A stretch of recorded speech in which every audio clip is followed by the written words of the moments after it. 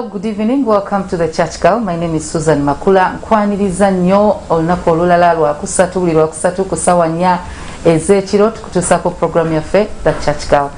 Eyakatwenga nga gwe mulundi gw'ogusoose buli lwakusatu ssaawa 4 ez'ekiro twafuna omukisa Salt Media batwa airtime okubanga abaana abawala tufuna bye twogerako issues ezitukwatako ebimu ojjasanga nga bigambo ebirala trainings nga za skilling so bingi ebiri mu programu eno ng'era programu yaffe eno tugijja mu Bible eri Bible based nga ekyawandiikibwa kyaffe ekisooka kiri mu Ecclesiastes chapter 4 verse 9 and 10 two are better than one so osobola ogendayo ko n'osoma n'olaba kuki Bible kyeyogera nti ababiri basinga omu nti omu bw'aba agudde omulala asobola omukwatako so that's what we are supposed to do as girls.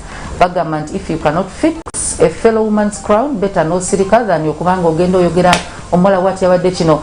It's funny nti abaana abawala kyangu nnyo okwesanga nga beewalana because of a boy. Oyinza osanga omwana omuwala alemesa munno kulaakulana yet tulina kubanga tweyambako ng'abakazi ng'abaana abawala okubanga twezimba. So twagala okubanga olunaku olwaleero era kwaniriza mu programu yaffe omulama gwe tubaddeko ennaku zino gwa kuzuula a woman of substance. Who is she? Oba virtuous woman or a woman of strong character. Kyonna kyoyagala odefininga nti omukyala oyo gwe bagamba omwegendereza ate omukyala atandika mwana muwala. We prepare you for your future nti ensi gy'ogenda oyingiramu eyina ebintu byekusuubiramu ng'omukyala ng'omwana omuwala oba ensi gy'olimu. Oyinza okuba right now okyali dota naye ojja kuba an employee nga company gye bakozesa oba gy'okolera balina bye bakusuubiramu because oli mukazi oli mwana muwala ojja tuuka ofumbirwe yeah because it's every girl's dream ojja tuuka ofumbirwe nga olina kyosuubirwamu so it's better n'otandika kati okubanga weeteekateeka oba weetegekera gy'onoobanga olaga wonna wooli oba oli ku ssomero then olina responsibilities olina otuukiriza oba oli waka as a sister as a daughter olina byolina okutuukiriza or as a cousin bw'oba okola still olina byolina okutuukiriza nga an employee naye ng'osigadde ate olina that feminine side of you nti equality eno gye bayogerako ensi yajja kubanga ejja etta femininity y'omwana omuwala oy'omukazi nti otandika okubanga you hustle like men, you struggle like men, you act like men, you dress like men, buli kimu okigobanga abasajja. No, you have to take your place. Ne bwe kibanga it is kye banayita nti oba obeera fragile weaker vessel Bible kyeyita noba obanga oli weak kye bayita weakness ate strength yo as a woman. So twagala okuzuula who that virtuous woman is. Well, today nina a special guest because I think their faces are new mu Church Girl kujja kwa lwe twakolanga Church Girl nga tukyakuŋŋaana nga group balimu so ngenda kubamba kwanjulira naye we twasemba okubanga tusinkana ku mpewo twali tukola ebyengalo ebyemikono nti as a woman of substance olina okubanga toli lazy nga olina byo addinga value either mu nyumba ya taatawo mu nyumba ya mamawo oba mu karumu ko mwosula oba ewabbaawo some of you are married oteekamu akantu omu nga buvudde ku ngalo zo so ne tuyiga ebintu ebimu we twasembera nga tulina ebintu bye tukola so we did try to bibalaga nga tubimaliriza. So this was twagamba tujja kakozesanga ka organizer mu bathroom bw'oba oyagadde oteekamu lotion zo so twakamaliza nga munda tutaddemu akagoye ngewe tukaluse so we twasemba twali tuluka this part ne wano nga tetukaluse kamaliriza so finishing yaffe ntuteekako beads just to make it a bit beautiful abakazi so kano kali kasero so program yaffe wagiraba akabulijjo ne tukasala ne tujjamu this organizer kitegeeza nti mu kisenge oba mu ddiiro olina ebintu by'olina nga biri awo tolina obiteeka so obiteekamu nebeera nga biri wamu nga wali neat so kimu kye twakola ekyokubiri Remy twamuleka atandise ku kisero ekisero kino kyekya bulijjo nga twakulaga ekya plastic so ekisero kya ngoye still kyorganizing engoye z'omu kisenge kati tetwakimaliriza munda so finishing yaffe what we did twateekako just bimuli ku beautifyinga kano kyali kikava naye inside kyekisero kya bulijjo bwekiti so bwekiti bwe kyali nga like this so eno yeri finished munda twakireka bwekiti abatali naffe basobole okumanya nti it's an ordinary basket twagiteekako miguwa naye munda finishing yayo olina okufuna akagoye oba olugoye munda lwoyaliriramu nga bwe twayaliridde ka basket okubanga kali neat. Twaloneka organizer ke twakolako so omuntu aliko kirabira ddala nti it's a basket. So munda olugoye lwonna olukadde lwotakyayagala oba kitengi okigende ng'okisibamu with glue, the same glue gw'osibisaako ewuzi sobola onyuma. Then cover, teeka mu bathroom oba mu kisenge, teekamu engoye ezitukula zomaze okwoza oba eziddugala. Then twabalagako akano ka flower vase ne bakakozesa okuhanginga ebimuli oba ku shade oba ku balcony. So twakalaga wano ewuzi twazibalagako. So what Remy did, ne bakaluka Remy and Vicky, there is one called Vicky yali azze, so ne tumulaga bwalina bikola ne bakaluka ne basigala with this. So kano kahanginga ku balcony oba ku shade ng'otaddemu ebimuli bino tebiri fresh naye osobola okusamu ebiri fresh nosimbamu ebimuli byo ebihanginga oba ebikino kawanika. So kano bakabitifyinga naye nga twakabalaga nga ka blue tekalina kintu kyonna. Then maaso awo tujja balaga gino emiguwa bagikozesa someone told me, nina wana abalenzi yangambye gye emiguwa bagikozesa okussa ekesi z'abafu mu ntaana bebambulira bagikozesa okusiba ente so nabuze emiguwa gino gisinga kukola ki naye emiguwa egya bulijjo bagisiba ku waya oba gisitula ebintu. So kano I did this because they were learning kati nga mbalaga bwe tusobola okukola miguwa egyo ne gyesibako glue, tusibisa glue. These are beads ze twabalagako one time just nga bwe tuluka kino bwe twabalaga entobe eba yeemu nogenda nga weetolooza up here then eneringa finishing. So kano twakakola nti bwe bawaka osobola oteekamu ebinyeebwa bw'oba oyagala n'obiriira ku breakfast naye osobola okakozesa ka flower vase. Kati ate gwe twakawa tetwakamuwa, someone took it yagamba ye afunye ekyakuterekamu remote za TV. So you find nti buli omu alina kyayagala okukozesa kyabaakoze. So netukamulekera because yagamba remote zange sina wenziteeka nateekamu kano. This finishing byebimuli ebya bulijjo twabijja ku bimuli bye tubalaganga bino byetubadde tukozesa netukateeka kuno ne kaba ka finishing. So emiguwa gyegimu netukolamu ka basket. Now ka basket kano waliwo abantu abikozesa babayita ku mikolo okugema naye osobola okukaluka n'opangamu ebimuli n'oteekamu chocolate n'oteekamu biki n'okawa mukwano gwo ng'omuteeddemu ebintu ng'akalabo oba mu nnyumba okakozesa nga ka tray still kakola. Tujja balaga bw'oyinza okukakola okubanga ofuna bino emikono. Then this twateekamu kamuli because twali twagala kakozesa nga ka decoration kusa ku mmeeza n'otambulizaamu ebintu. So ku programu yaffe gye twasemba okukola byebyo bye mbadde njagala okulaga. Well kansuubire nti wayiga kyonna ekibuuzo kyolina. Let me give you a number gy'osobola tufunako eri 0701 74 8664 0701 74 8664. That's my number. So netugira okuba kusimu togikuba kuweereza messages because calls ziba overwhelming nga nyingi tosobola kukwata buli omu, but with messages ofuna obudde ne bawayiseewo essaawa n'oddamu. So byebyo byaffe by'olunaku olwaleero oba bye twakola okuva luli up to today. Well, kamala obbanjulira my special beautiful ladies. Stella, how are you? Batawanya, I disturb these women a lot. Stella, how are you? Long time, obadde obuze. Oli you're slaying, looking good as usual.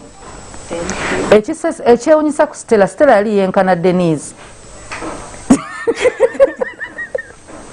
Stella keeps looking good and good. Abantu abagamba nti abantu abanene balabika bubi baba tebamanyi kwambala.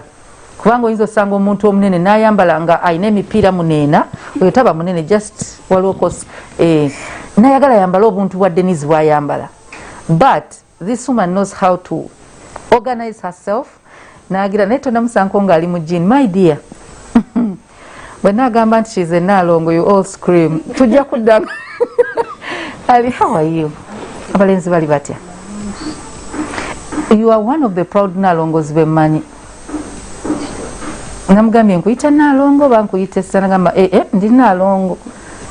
How do you find it? Okubanga oli muto tonaweza na 30 years. Oli muto bube abalenzi abali stubborn ennyo bamanyi balalu bazibu sibasobola oba managing otya? Sijja kulimba. naye okusinzira nti nina abanyambako. Mami.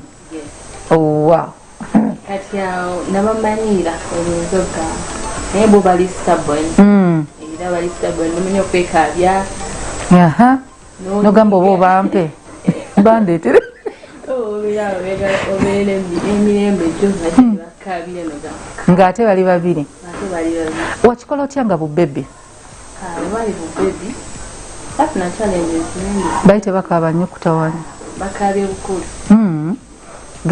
Gambo batandise ekyejo kati batandise okukaabira obukulu. Ate kyalisa sibakuza kyejo. Era abalenzi kumaaba. But you've maintained the look. Kuba wennakulaba okyali. Edda bannaalongo baali ng'omuntu omala mulaba n'ogamba oyo nnaalongo endabika eyo ya nnaalongo naye mama bakakati this generation millennials. Denise.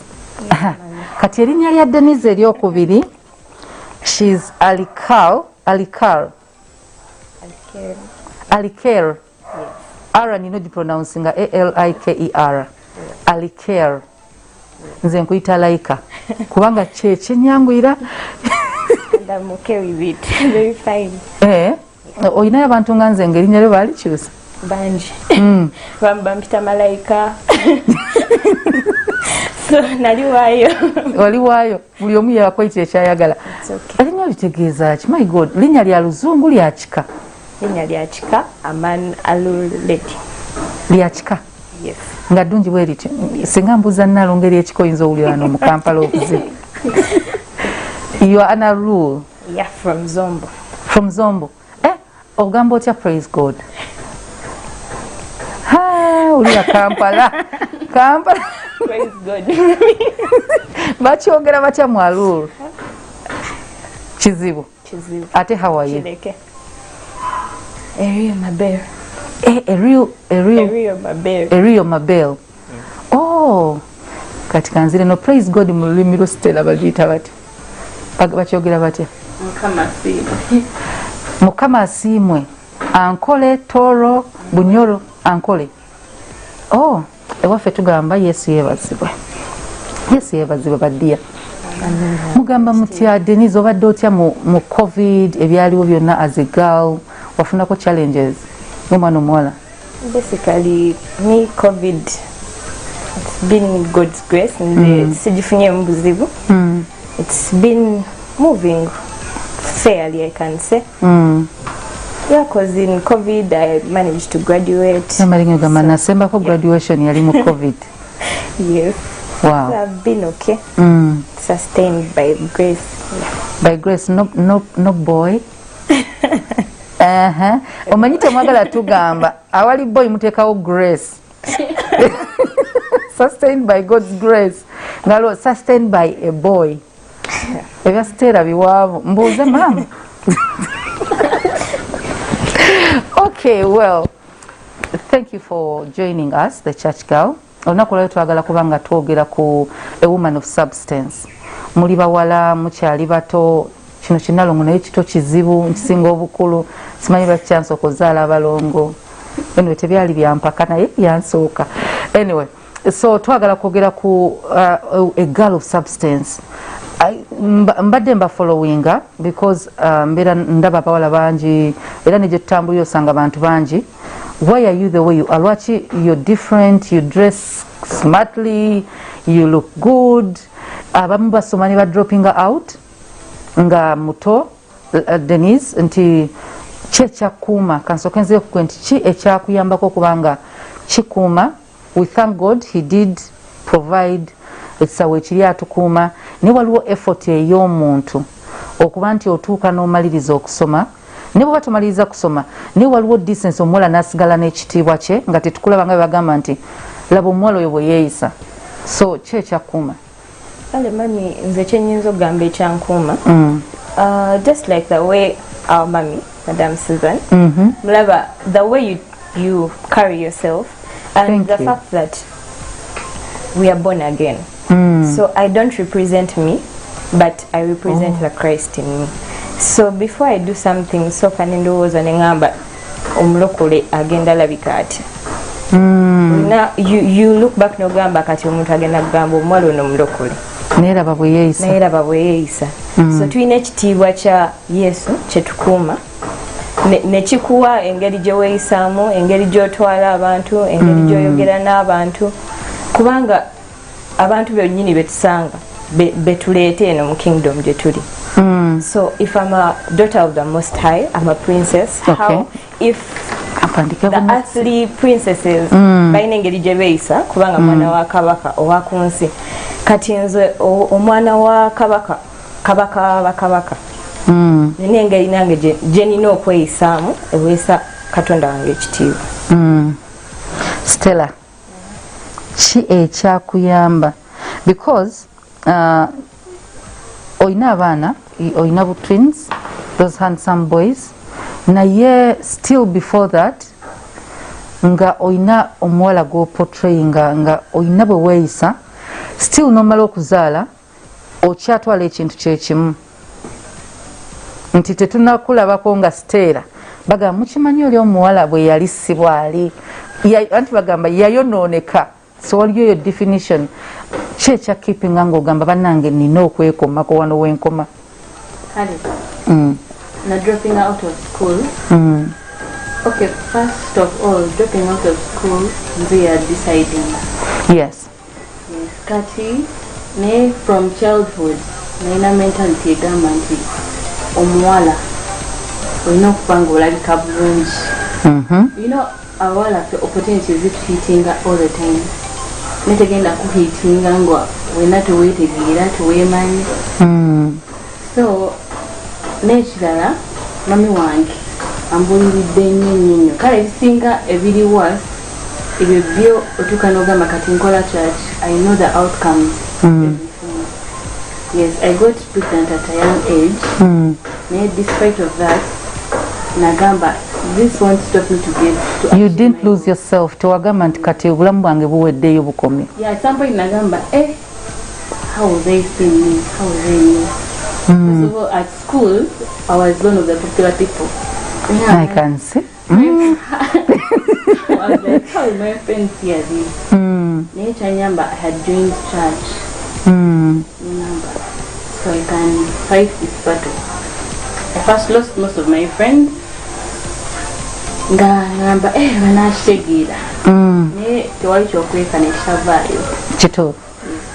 Bagenda nga bategeera omukomwe batyo naye nga bebategeera baga naye okakasa kale nga tebakikkiriza sayagala agamba yes mbazadde but sijja kulemererwa kukola ki kufaanana bulungi like ebanga journey nosanga hump along the way take stopping to go ahead. Nagamba never stop, I'll do everything.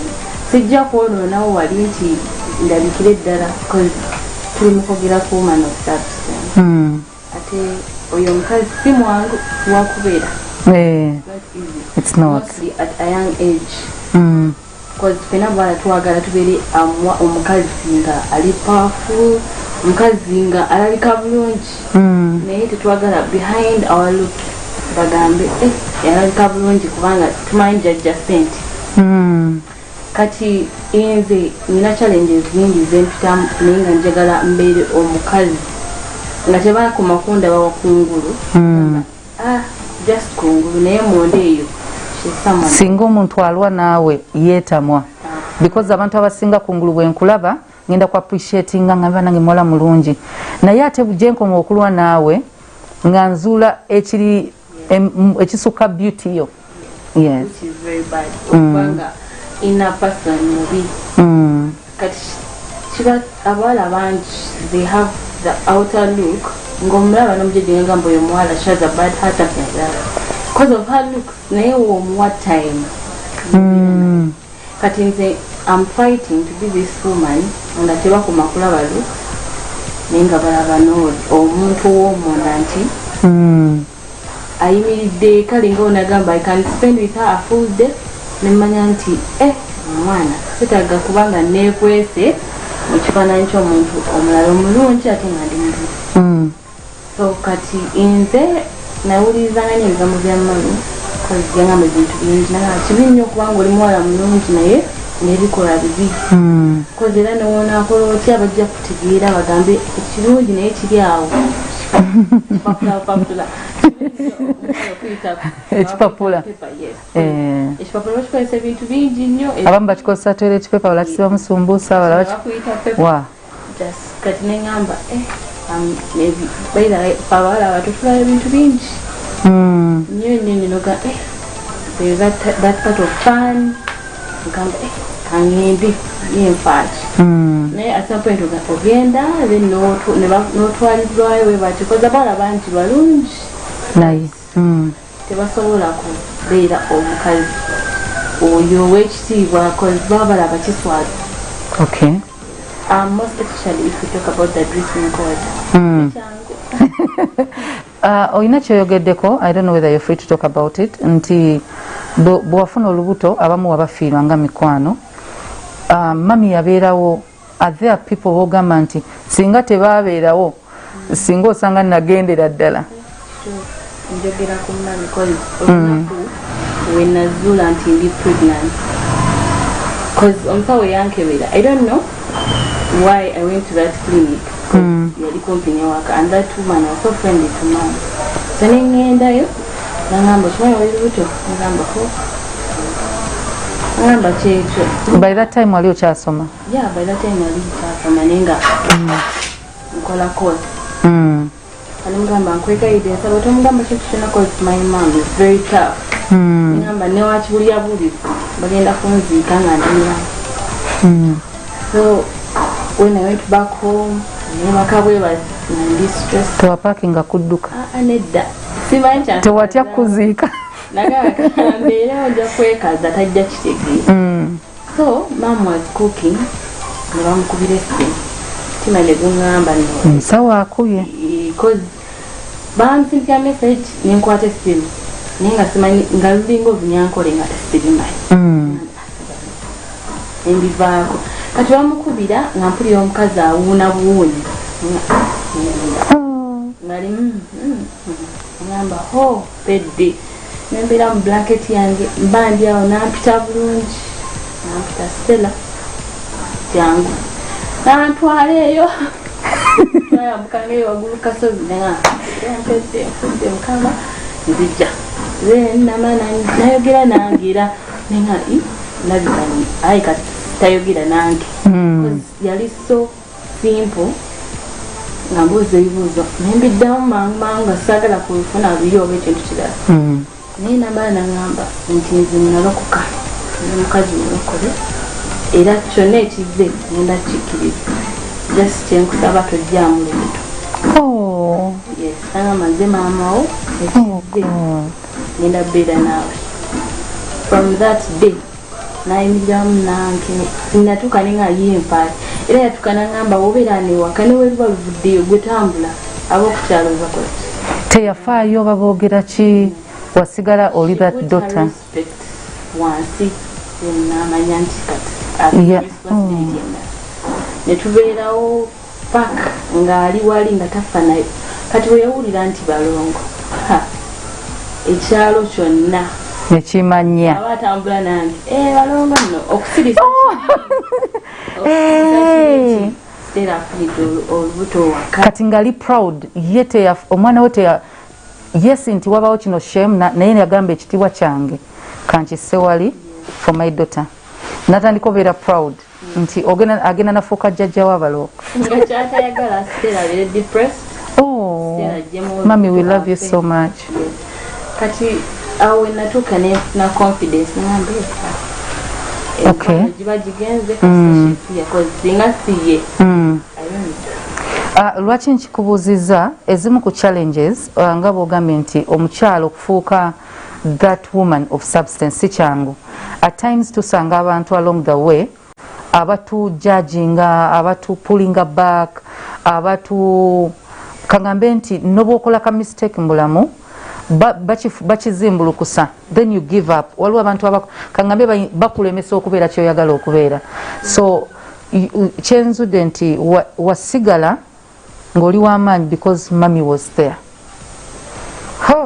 Alaika, a woman of substance. tuyinza mulabira ku kiye mwangu wakufuka Stella agambye si mwangu you try every day ngogezaako naye weesango ga kwolo character nungi akagoye n'okasikayo kali ng'omuntu wakusanga ajajingeyo n'agamba tekiyinza kuba nampisa ku nnyambala eyo. Okay. Mami nze kyenyinza ogamba woman of substance kituufu si muntu mwangu kubeera because nange nyinza okuwa life example. In my high school I actually did PCB and I had this passion from when I was young to become a doctor, a medic nga ndaba checho.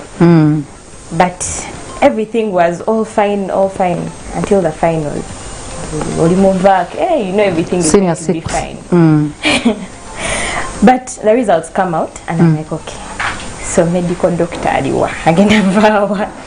I looked and it was like everything had crashed.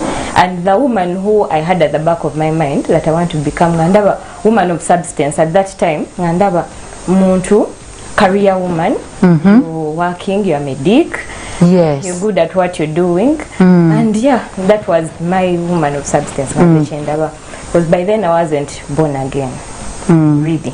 Kati ngandaba I was in a dilemma. Ngandaba the woman who I know as a woman of substance is fading. Oh, so the woman you wanted to become. Yeah, my idea of woman of substance was crumbling. In like ngasiza na chikiriza because I looked at the results and I'm okay, so now what are we going to do? Medical school na bichi. But my mom sat me down nangamba, this has come and this too shall pass. My mom didn't give up on the fact that I want to become a medical doctor. Nzenga nchali yao because I was working and all my friends for some time but not everyone shut off. I saw like the whole world had become dim. Why did they leave? Nga tebagala kwa associating nayo because of the grades? Everyone was still in a dilemma. Atenga most of my friends tebali balokole outing na bichine nga nzendaba because I was working at tetuchakwatagana patterns zaffe. Na yenga even when the results came out ngamba okay, now everyone has gone. These are my friends benali mberanga nabo high school na buli kimu, no one is there to or maybe comfort you or say something. Buli omu ali bibye. And my mom was there out of the blue because I used to work, so that couldn't come into my day-to-day work in my boss's bank. So I had to continue work, but my mom took a step forward nagenda nanonyereza mulago to bring back the other dream that I wanted. So she had to fight and see that she's not going to medical school to do a degree at first, but she's going to start with a foundation to become that person she wants to become. So I believe with a woman of substance, there's a foundation you have to have. And there are some people who have to be there to help you. Obelanga omuchala wolubuto. There are people who can't be there alone. Nobotuko kuzala waliwo midwife ayino kuyamba. So there are people who have to help you back that dream. Ate nabo ina obanyonyola kyoyagala. So kuva butonze nga njagala ebyobusawo bichinga binyumira. So that also helped me okubanga there was a person. Yeah, friends basobola okuvaawo, but my mom was there to ensure that the dream is not killed. And my elder sister nayenga ngamba, me I believe you'll make it. Oba you go and do what? Oba you the other sister was a beautiful name? Daphne. No, this one is called Daphne. So she would always be there ngamba. Even if you don't become the medic, you can always, I believe you, anything that you do, I believe you become something, you make something out of it. So she had that confidence until over you do what, it will always work out. Then my pastor at House of Prayer. Nyine tugenda tandikira with your pastor. Now buli mwala tulaba oyinza okubanga goyinza okuba watuuka dda ku dream yo and you need to help someone else. Waliwo omwala omulala akwetaaga omukwatako atukeko, oba oyinza okuba maama essaawa zino atulaba, oyinza okuba nga omuntu gwolina okwatako ali ku office gyokolera, ayinza okuba ali ku ssomero gyosomera nga dream ye oyinza okugitta oba ogiyambako ogizimba. When we return tugenda kudda tulabe how did she make it. Mami banange, our mothers, we love you so much, especially bamama ababaddewo ne mutukwatako we go through a lot naye mama bwakulaga nti wali ali supportive weeyongera okuba nga oddamu amaanyi n'ogenda mu maaso. Still on the church girl tugenda kuba tukomawo.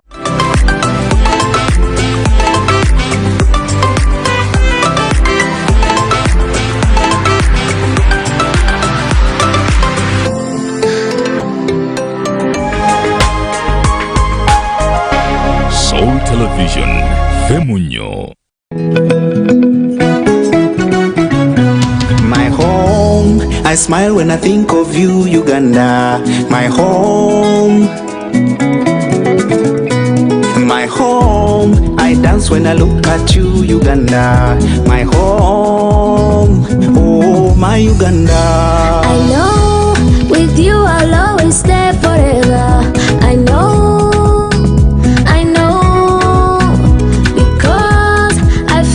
We belong together. My home, my home. Under the sun so bright, under the moon at night. On my heart, mommy, oh my Uganda. Hey mama. Wano ku MTN twesunga okutandika olugendo olulala naawe olunyuvu tukulaakulanye ensi yaffe Uganda.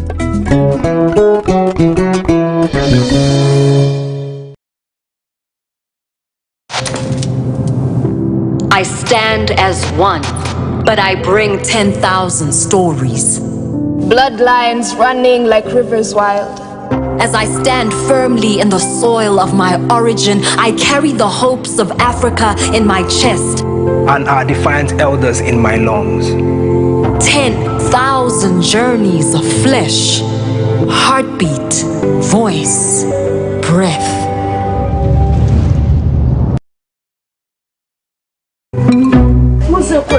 Tuze kugula some crisps. Really? Yeah. Chokana kisi soko chini. Banage mwala wangazaga. Banage wangazaga. Tuwetina nangamba. Maybe I need this. Really? Yeah. They are nice. Banage mwoma. Sam's crisps cheche okolya buli muntu kyeyettanira ensangi zino. Aba Sam's balina potato crisps, gonja crisps, cookies, peanut butter, amawogola n'ebirala ntoko. Sam's Snacks zisange mu supermarkets okwetooloola eggwanga lino. Sam's Snacks loza ku njawulo. Thinking of safe, convenient shopping experience? Think StarTimes Go.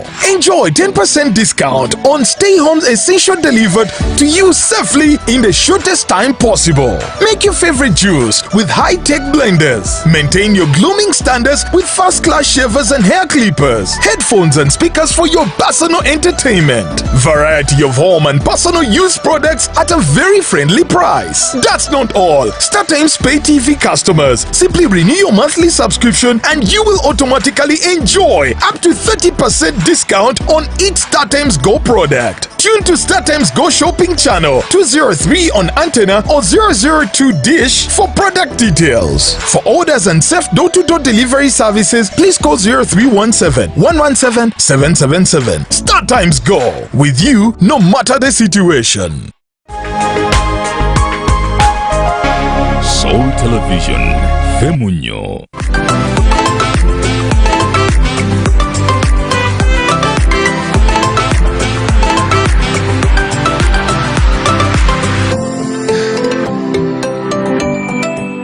Welcome back. It is still the church girl. Susan Makula is my name. I'm with Princess Ella Stella, and then with Erinya Kandiveko, with Denise. It's a beautiful name, Kati. For me, I prefer Alaika, but then the Alu will have me. Bambuze lwache linyali omwana olikyusa. But I'm with Denise and Stella. Denise, obadde okyatuwulira nti for you wali oyagala okufuuka that person, that woman of substance, gwoba omusomyeko mu Bible oba gwowulira naye wafunamu challenges, and there are people who are there to help you nga abamu bakutte ku mukono bala bigambo. So your mother stepped in, your sister stepped in, and then you said your pastor. Ngomazao okulokoka. Okay, generally nkolera manyi the ways of God and not the ways of man. Benali manyi my friends at school, they all left. But God blessed me at my workplace. I got a friend, a very close friend to me. He's called St. Terence. So, ngasabira house of prayer. Mama Stella, special friend. Ngasabira house of prayer. So he would see this person yalinga ajja ku mulimu, you're jolly, you're what, naye ngalaba there is something different. Nangamba tune in lunch hour. Okay. Nga every lunch hour ngamba salt media. I started to listen, and for some reason in that moment nga pastor alinga yogera nange ngamba there is still hope even with everything. So I prayed to God in I think it was an overnight. Kati nze nga nali sibimanyi ne Canaan nali sigimanyi. Nange bwe natandikire Canaan ku Bati Valley basabire saawa namba nasabire eddakiika 3 ng'ebigambo biweddeyo. Nenfuluma nengenda mu Toyi nenzira nenfuluma nengenda ku canteen ku Bati Valley then nengulayo ku kasoda ngenda okulaba tebamaliriza kusaba ngamba eno church eneesoboka. So I understand. Kati nonze nga mpulira overnight. Ne service zino ez'ekiro essaawa 4 nga ndowooza abantu babeerayo ku church kwezi essaawa nga basaba. Kati nga ngamba God, I pray when I go to campus I don't want to be in this Kayola kusomero where every person is there. I had this belief that my friends left, so I didn't want anything to do with anyone. I wanted to be alone. You only needed yourself and God. So ngandaba, if I'm to go back to that life of being around very many girls, bagenda, they are going to spoil that which is growing. They are going to discourage me. They are going to blow out the small light that I'm seeing. Ningamba, no, I want to, God, I pray. I think my prayer, nasabe sala satu, ngamba, God, I pray my parents allow me to stay in a hostel alone. I don't want a roommate. Njagala ngende Mulago, and I'll prove the world wrong. That didn't work out, but I believe I am wise, and I believe I can make it. So I went to Mulago, and every day, ngabuli free, maybe lecture I rushed to Canaan, because I knew it was like dagala. Ngandaba, anytime I'm to think as a normal person, I'm going to run mad. So wait ago kubanga waliwo ayogera nawe. Because this woman of substance, there is a foundation. Kubanga woman of substance aba muntu omuchala nga ina value. So you can't have value when there is no foundation. So I was still in that process of oligwe nali manyi ya crashing. So kati otandise okuzimba a new person. I started seeing people who are born again ku church nga ndaba engeri gye bayisamu omukyala pastor olaba pastor engeri gyeyisamu ngolaba this person I want to become. Nga ku macha when I'm going to Mulago nga nteekamu program ku macha your health educating and I'm like wow, this person is born again, this person is a medic, she's speaking health nga ndaba which hope. Was your dream? There is hope. Wow. So every morning I would listen to it and I'm like, okay, sometimes I would even rehearse the show. Okay, now I think next week to Inokola Babiri. It was so funny. Inokola Babiri mutambula no kumanya. So ngantambula akasozi ke Mulago. Nga mbidam because I would be alone. I started learning to be alone and coping. So the only friend I had was Terry. Nga nyizo mukuyanda mugamba Terry, manyi today in the morning Chala Susan Makula yanyumiza, and he would give me audience. Now it is all my katemba. That's a special friend, eh? Okay. Yeah. So it helped me get a foundation. Wow. If he believes there is the dry bones can get life, I believe something can come out of me. And even the time I was going to do my first papers, it was my first paper from a heartbreak of my senior six. God, just help me this once. I want to make it what? I did those papers, and every paper my first GPA I got 4.8, and I came to Canaan twice overnight. Nazina, like I had to ensure I call up people to show them that my God is really there. So it helped me kwezula upya woman of substance chechi. Woman of substance abamchalanga. If I want to be this medic, I wanted to get these grades, I had to get them in prayer. I had to put in time. Ga went to take time and so my bit I talk to this God who has a better plan for my future. Then chitegera nti you can be a medic, you can be a career woman, nayenga you can have the wisdom of the world, noberanga oyina degree, oyina PhD, but when someone sees your day-to-day life, you're nasty.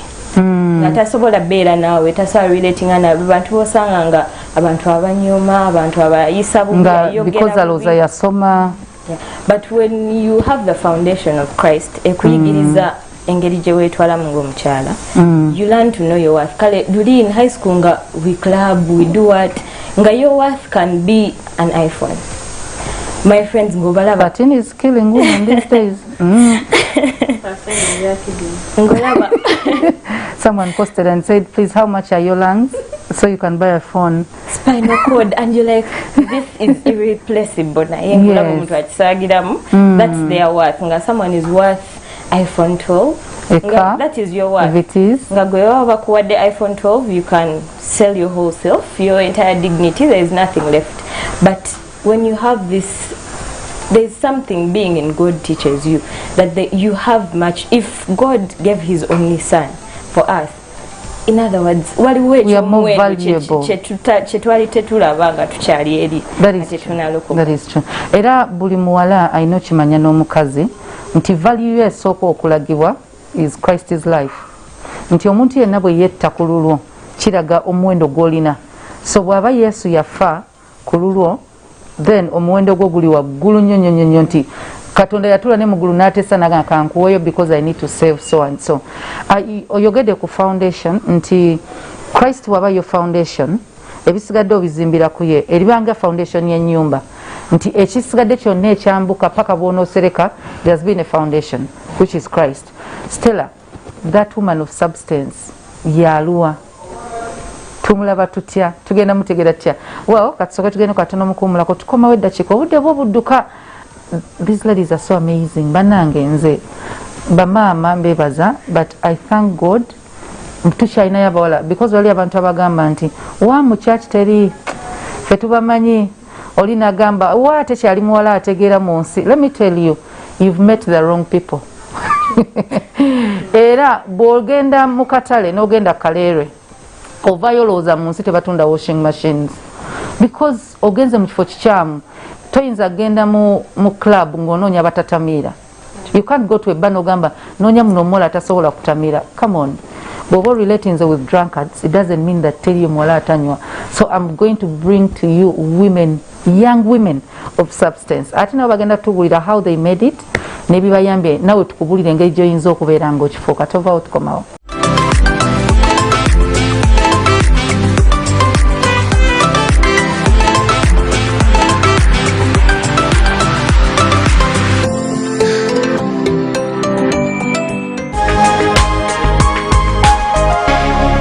Television Femunyo. Londa langi ekutegeera. Plascon Vinyl Silk ekuuma ebisenge bye eby'omunda nga birabika bulungi, osobola okujooza. Ejjira mu langi za njawulo, essigala ng'enyirira okumala ebbanga ddene kubanga ya mutindo ogutenkanika. Plascon, color your world.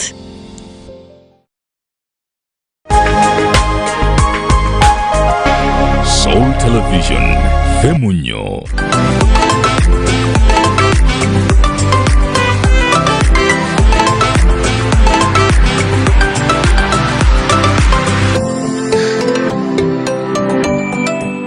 Welcome back. Okyali mu Church Girl with Miss Susan Makula, with Princess Ella and Alaika.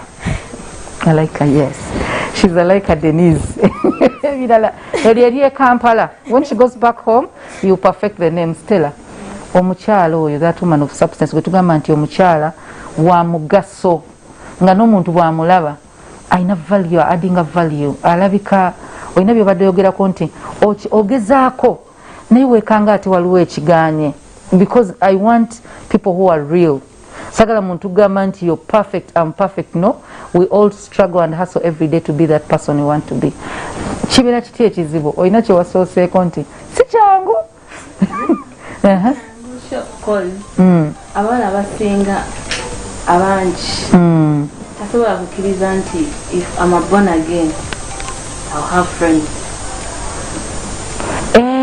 bajja kulowooza ndi fala sikyali ku nze wenna abaana abasinga bwe baddamu okuntegeera nti ne mbagamba nti nze baitosaana kitegeera nti nze nsaba n'okusaba kusaana okusinziira gwe baali bamanyi. Okay. Then when I was still in chosen nze abaana nabagamba cause from school naye njega nnyo okuzina. So when I told them I have a dance group nabaliwa balowooza some vixens, video vixens. Which musicians, which is I dance for God. Yes. Never where? Church? Who are you? I'm like, yes. Never go to church and Pastor Abdingo, because when people hear his name, Tayinza kubanga walokoka. Kizibu bo bamanyi nti omuwala omuto tosobola kulokoka, tosobola kulivinga a decent life. Oba oluzinze naye bakimanyi nti Katonda akozesa nnyo abavubuka so much. buli wembagamba nti kati then nga tetunagenda nga tulina kugalawo church because every Sunday I had to come to church because waliwo ekibaddewo. So I used to say olina kubuzoolibwa I should go out. I'm like, I'm at church. Yes. You're at church? Nagamba yes, I'm at church. Making sure tebakunyenyaamu kono gamba naye lwaki ngenda mu church nga nswala. Actually after onamala okuzaala emiyitawo netukomawo wano before I joined church girl. I got some of my friends and I seen because actually when nakitegeera nti it's very bad to bring back someone nga wali wejjako ate ng'olokose n'omuzza nze kati we badda alaba vibe ndala olina byobadde omiisinga oli mabega binyuma okubeera ku church naye ate first of all wenabeera ku church nina challenges enayitamu because when I came I met the chosen girls. I won't lie nabaagala but at some point nitandika okulaba nga most of them tebaawukana ku beezi. Yes. Rumors mwabya ddala byenvuddemu byensanga ate mu church. Ngamba naye ngamba kale manyi mponya ab'olugambo mponyi bano abeewalana because me from emabega eyo nga nkyali toto naye sagala kubeera nnyo mubawala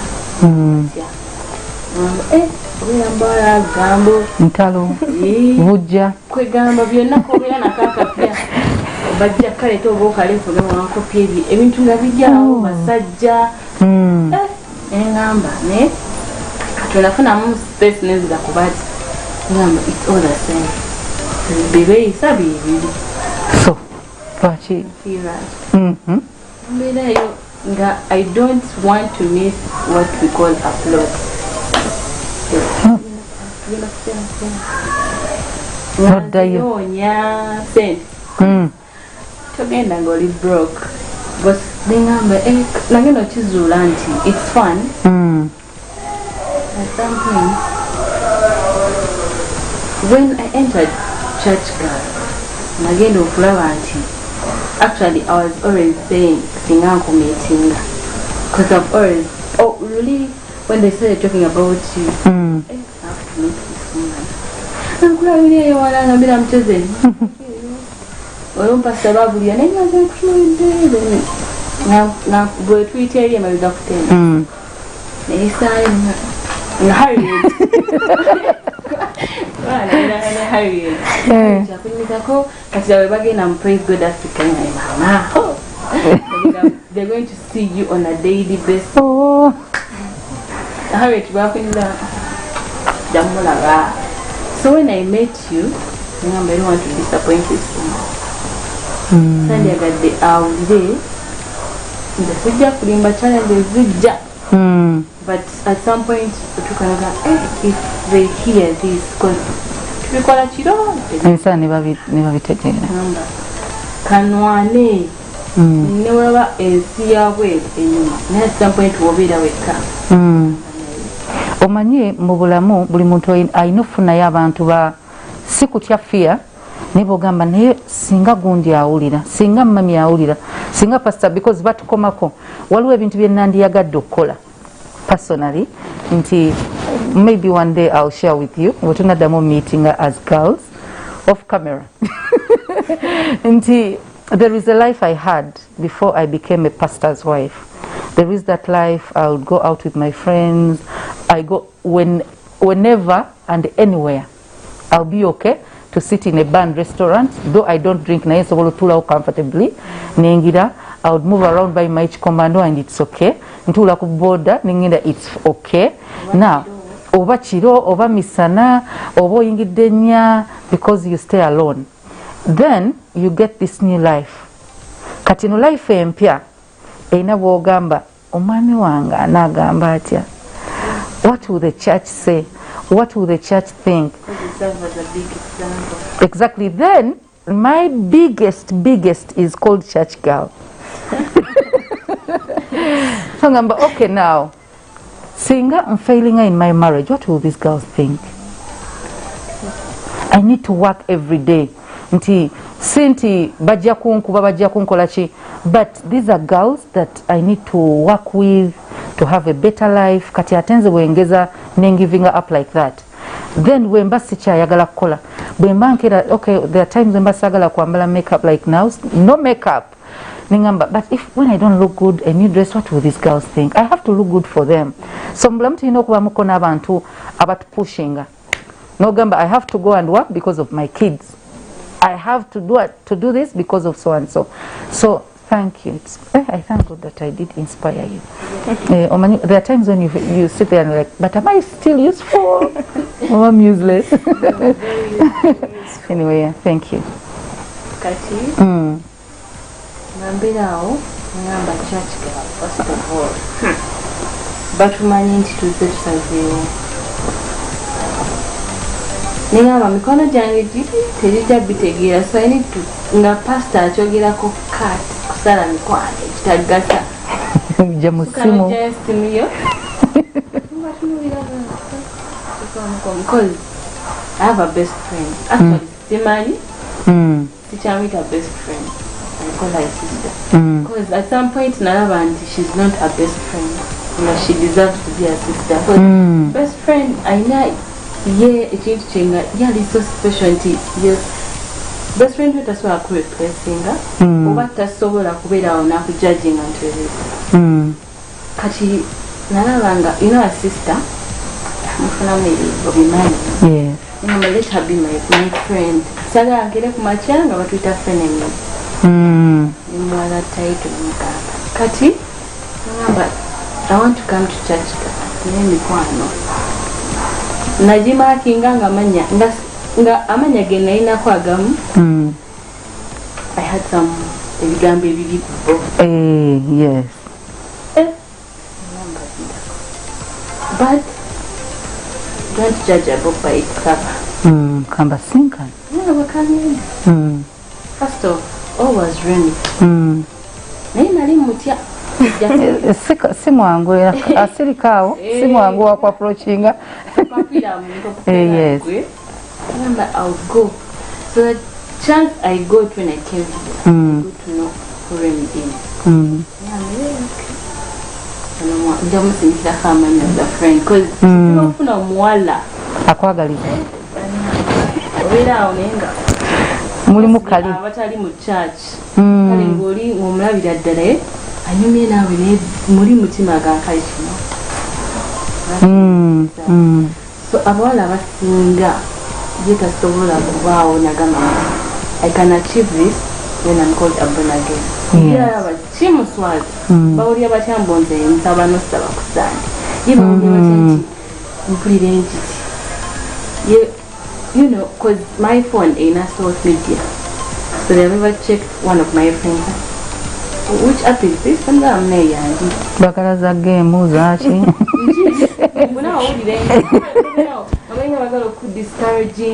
Oh. Yes, because becoming a born again, I can't go into or in a can you go like but when I became a mother, I mean to kind of Nfaachi. Kulaba waliwo ngala kola mu kifo. Ngate oli Natukanenga nasana bingira. Kati ngamba basangayo. Geze mama ne papa badewe. tutambula I'm trying to do this serious. ate manyi ffe kyetukola tujja nugamba hi Stella, how are you? You freeze Nengamba kati waliwo ebifo to have fun. Kati let me have fun nga nerekera mu kiriti oba nansanga ku pool, swimming pool. Tubagenda gamba nti ne dressing, which is okay, swimming pool is fine. Okwambala nagamba enyambalo njagala nnyo era nyina ne tekubowamu tesobola kumbowa tesobola kumbowa kozi nagamba ayambala luwamu but she's still beautiful, very beautiful. Thank you. I have to buy you a long dress.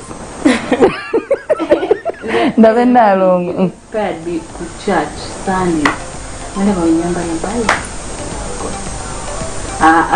no choose. You're sure because mama ene duka lyebitete ngo wabaye wakapya kananya yakalungi nga je Sunday nini na kaza Sunday bitete ebiwangu. Wow. Nasaga kwamba wemba njambadde kananya ngwera nga lwangu katopu nga kawangu. Well, obudde butulese sinza kugamba they've shared a lot. Ekiri personal nebe ba sharinga bagade ba sharing so that you can learn something. Eranzikiriza nti olina kyoyize from Denise's experience, from Ella's experience. Njagala olabe nti ebintu bwebiri osobola okubanga okemebwa n'odda mu mikwano essaawa zino oyinza okuba nabo olina naye what do you want to be? Who do you want to become? Do you ever dream of becoming that woman of substance gowulira nti banange omukyalo oyo? Do you have people who inspire you? Kubanga betubeera nabo usually be bantu betugenda ofuuka era bw'otunuulira waliwo omuntu ng'agamba nze njagala kubeera mukyala w'amaanyi naye nga bw'otunuulira gwagamba gwe yeegomba byawukana ne gweyagala obeera ne gwe yeegomba. Well, tujja tandikira olunaku olulala tovaawo Still Soul TV, The Church Girl with Susan Makula. God bless you. Bye bye.